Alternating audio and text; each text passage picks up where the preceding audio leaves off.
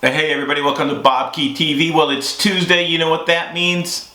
It's Bobke's Broom Wagon time again. And this week, the Broom Wagon is full. It must have been some hard racing. Got a full Broom Wagon to get to. Arnaud Demare, controversy brewing up in Milan-San Remo. And by the way, what happened to the favorites in Milan-San Remo? Clash of the Titans, beef of the week on Twitter. Matt Brammeier and Vincenzo Nibali trading barbs. And Peter Sagan, oh baby, wait till you see what he can do on the bicycle. Don't try any of this stuff at home, but do stay tuned to the Broom Wagon. Thanks everybody for tuning in. Here we go!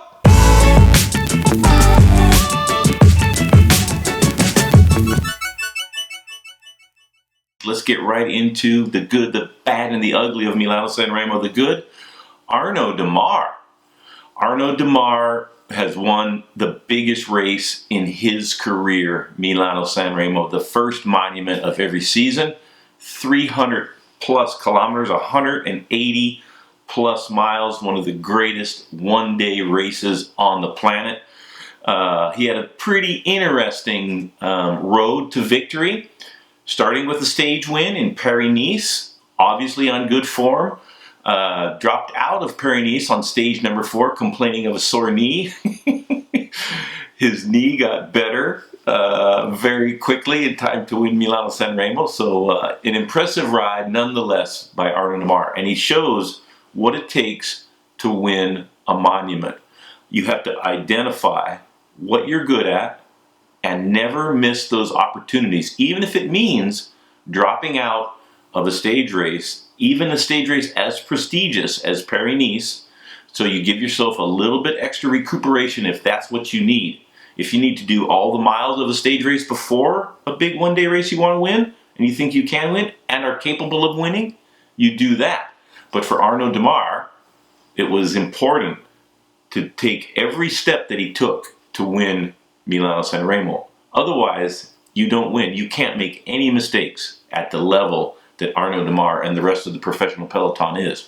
It was a great ride by Arnaud Demare. Not, however, without controversy, and we'll get to that in Musette Musings in a little bit. Also the good, landslide. Big rocks falling on the race course the morning of Milano-San Remo. But the plan B that the race organizers put in place saved the day. Zero disruption of the race. Seamless reintegration between one side of the road and the other by using the autostrada. So the police had to be called. They had to close down just a couple kilometers, a few kilometers of that, redirect the peloton, and get back onto the race course on the other side of the landslide. So you gotta love it when Plan B works. And so hats off to the Milano-San Remo organizers. A lot of races have been disrupted. Tirreno and Paris-Nice also because of weather. And so in this case, no complaints of how the Plan B was used to save the day. The bad, lots of crashes. So many crashes in Milano-San Remo, especially in the run-up to the Cipressa climb. So imagine this, 190 guys just steamrolling down a 4-lane road, Mach 50, and you take a hard right-hand corner. The battle for position is absolutely insane. You want to start each one of those final climbs in a good position. Not because you have a big advantage, because there's still 30 kilometers to go in the race, but you're in front of the inevitable crashes. That fight for position, so sketchy. Geraint Thomas and Michael Matthews both crashing in that big pileup before the Cipressa and losing their chances to win Milano-San Remo this year. Also, a little bit of the bad, where did all the favorites go? And that's a big part of the story. Fernando Gaby Dia crashing 300 meters to go. We're going to get to that in a minute. Oh my God. Queued up for the win.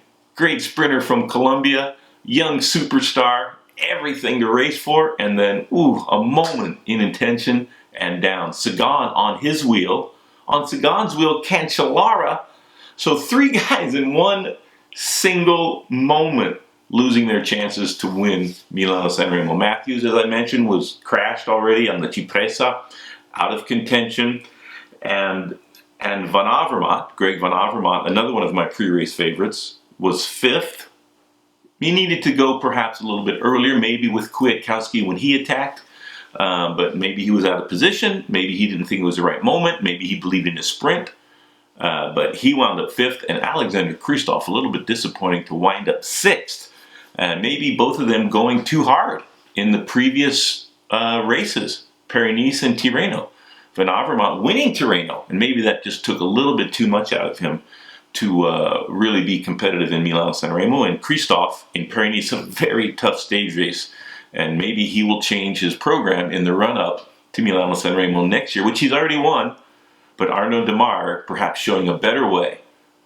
Drop out halfway through Paris-Nice, avoid the mountains towards the end, and be fresher for a 300-kilometer slog, Milano-San Remo. Also, Nacer Bouhanni, stuck in the small chain ring.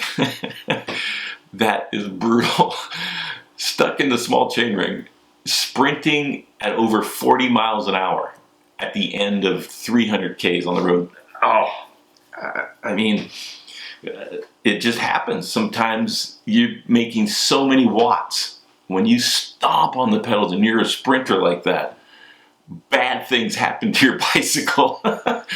And the heat of the moment, the adrenaline, the finish line is just there, and you're just stomping and shifting, and just kablam!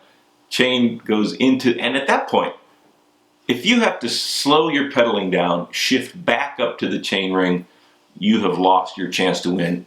You can't not make a single solitary mistake and win a big race. So, and finally, the ugly. Fernando Gaby Dia having a brilliant Milano-San Remo. Following the attacks, finding the right wheels, just starting to think about, how am I going to win this sprint? What should I do? He just start, and in that moment of hesitation, that split second, that blink of an eye, touched wheels with Van Avermaet and went down hard. Peter Sagan on his wheel, Sagan also in a perfect spot to win, and maybe even more ideally placed than Fernando Gaby Dia, and it would have been a brilliant sprint to the line. Fabian Cancellara on Sagan's wheel, and Sagan and Cancellara both with absolutely fabulous bike handling skills get around the downed Gaby Dia, but that was an ugly crash indeed. Fernando Gaby Dia will be back, and I'm sure he has a lot of huge race wins in his future, but for Milano-San Remo this year, he will look back and rue the day he stopped paying attention just for the blink of an eye. And of course, everybody's favorite part of the Broom Wagon, the Musette Musings.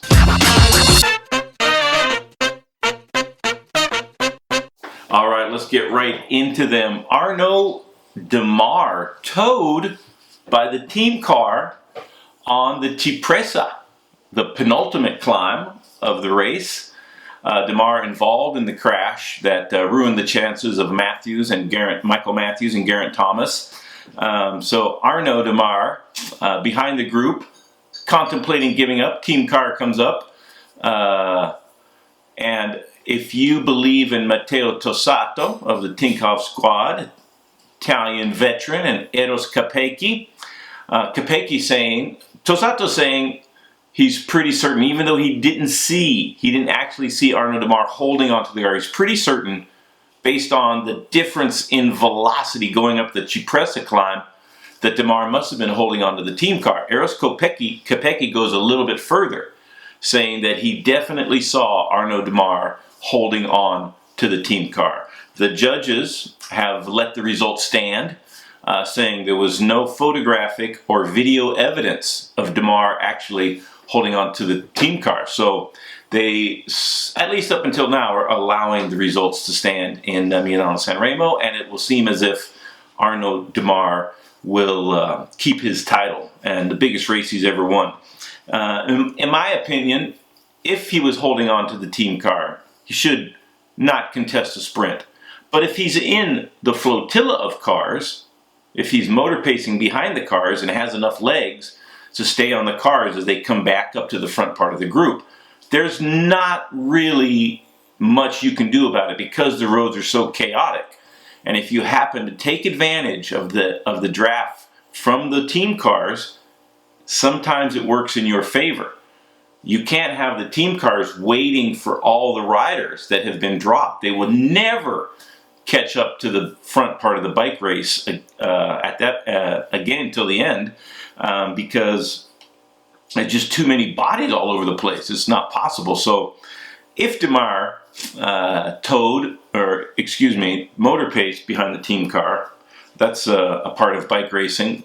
And if he held on for a significant amount of time, we've seen riders get disqualified for that. Most notably Vincenzo Nibali at last year's Vuelta. But there was graphic video evidence and proof in that case when Nibali was disqualified from the Vuelta. So I'm going to give Arnaud Demare the benefit of the doubt and say that he had good enough legs to stay in the team cars and follow the momentum back up to the peloton and legitimately win Milan-San Remo, but it's definitely not the end of the discussion. And in the you can't make this up category, rich, I don't know, millionaire rich, billionaire rich, famous card player, poker player, gambler, Dan Bilzerian has apparently made a $600,000 wager with presumably some of his gambling friends that he cannot ride from LA to Las Vegas in 48 hours. The wager includes having to complete this by the 31st of May this year, which will give him not a ton of time to train. And he says it's been almost 20 years since he rode a bike, but it is getting close to April Fool's Day, so apparently Mr. Bilzerian has hired Lance Armstrong as his personal coach, and is going to get ready, presumably pay Lance part of his winnings if he is able to do the ride all the way to Vegas from LA in 48 hours or less. It's a roundabout 300 miles, depending on which route you choose to take, and it doesn't stipulate, or maybe they didn't publish whether or not you're allowed to draft other cyclists, how many sticky water bottles you can have, and I'm presuming that there aren't any, or if there's going to be any drug testing. So I would say it's very doable. 150 miles a day. You have all day to do it. Looking at the guy, he seems like he knows what he's doing. He seems like he can ride a bike. So it'll be very interesting to see if he does do it. It's very doable. I don't think you need any coaching to be able to do that. I think I could do that starting tomorrow morning. If I had 48 hours, I'm almost certain I could ride 280, 300 miles. So good luck to Dan Bilzerian, and 600 grand is in the can. I'm pretty certain that's very doable. And maybe the people that he wagered with should have looked at Google Maps. The total time required, and this is not going at race speed, in their estimation is 28 hours. So he has an extra 20 hours. And if he gets to Vegas early, I guess he can just start celebrating. go to Picasso, order the best champagne they have, and have one of the best meals in the country. Best of luck, and I wish somebody would bet me that.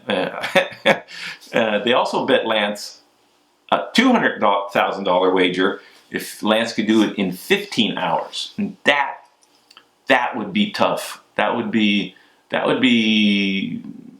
think it's doable, but that one so far Lance hasn't responded to that. So, but with Lance coaching you, I think his chances are even better. So good luck to everybody out there in Vegas, and keep gambling. And for the Twitter beef of the week, Matt Brammeier squares off against Vincenzo Nibali. Vincenzo Nibali taking to the Italian media and expressing his disappointment that the Queen stage of Tirreno Adriatico was canceled. The extreme weather protocol that is new to the UCI, and riders and organizers and sponsors and teams trying to come together to protect the safety and well-being of the riders by having some parameters whereby a race should be canceled. Nibali objecting to the lack of a plan B by the part of the race organizers to replicate the stage or do the stage in a different way, use roads that don't gain so much altitude so they can avoid the snow. In spring in Europe, the races are going to be interrupted by bad weather on a pretty regular basis. So the UCI and the Riders Association have come together to try to set a framework in place whereby the racing is great, but the riders don't ride in dangerous conditions. But Nibali, understandably frustrated by the cancellation of the toughest stage of the Tirreno, which would have given him a better chance to win the overall title. So Matt Brammeier taking to Twitter to react to Nibali's statement. This is what Matt B's tweet said. "Better you stay at home and skip the whole season, you narrow-minded, selfish moron." Nibali lawyers up, and Matt B comes back with this. "I have nothing against Nibali. I am just frustrated with statements that object to protocols that are trying to help move cycling forward." It sounds like you do have something against Nibali, that he's a narrow-minded, selfish moron. But subjective criticism, I don't know if it's libelous, but my hope is that when you insult somebody, you use a little more eloquence. Matt B. from Ireland, some of the greatest writers in the history of the English language, Oscar Wilde, Jonathan Swift, Brendan Behan, Francis McCourt. The list is endless. But the issue, I think, should be spoken about, and without name calling. I have not found Vincenzo Nibali to be selfish. He seems a very generous cyclist. He has a lot of time, very patient with the media and the fans. Also, I find him to be intelligent. The things he says are well considered and have, generally speaking, in my experience, plenty of merit. So I hope that we can discuss things without name calling, especially when they're as inaccurate and less than eloquent. So Matty, good luck. And Vincenzo Nibali, good luck to Vincenzo Nibali as well. But there's always going to be riders that want to race no matter what the conditions are, and that's just, you'll never get the 200 guys in the typical bike race to agree on just about anything. And so the extreme weather protocol is something that's going to play out in cycling for many weeks, months, and years to come. And let's just have a rational discussion about it moving forward. All right. And now for the tweet of the week. And a little video support of that. Tweet of the week coming from Peter Sagan. Peter Sagan saying, and this is from Milano-San Remo, I am very happy I didn't fall in the last 300 meters after 300 kilometers. And this is what Peter Sagan is referring to. Boassenhagen leading, Van Avermaet on his wheel. Gaviria takes his eyes off the ball just for a moment. Sagan swinging wide, almost goes into the fence. Sagan doesn't even touch his brakes. It's just an incredibly acrobatic save of the year so far, right in front of Sagan. Gaviria goes down. Sagan is tracking him, gets around. Cancellara also misses that, but both of them miss out on their chance to win Milano-San Remo, and it looked as if Peter Sagan was queued up perfectly on the wheel of Gaviria. If he had the legs, he had a great chance to win Milano-San Remo. Same with Cancellara. And same with Fernando Gaviria. Just one moment in attention, and it looked like Sagan was tracking Gaviria, saw him go down, and bam! Gaviria, going at that speed, that close to the finish line, to have that kind of reaction by Peter Sagan is remarkable. We talk a lot about his bike handling skills, and that is the proof. He sees it, and he's already moving before Gaviria hits the ground and avoids the fence and the falling Gaviria. Great riding by Peter Sagan. Absolutely phenomenal.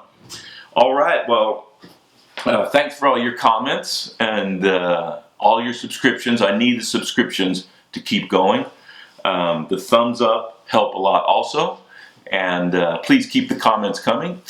And follow me on Twitter and Facebook. If there's anybody that works at Facebook, could you write to the comment section and help me out with my Facebook page? I'm brand new to Facebook, and I'm trying my best to get everybody involved and follow up on all the people that I'm friends with on Facebook. So if you're from Facebook, hit me. Thanks, everybody. Apparently, when your ego is so pitiful, you have to cheat at Masters bike races by using drugs. There is no limit to what you'll do to keep the gravy train rolling, which is pretty pathetic.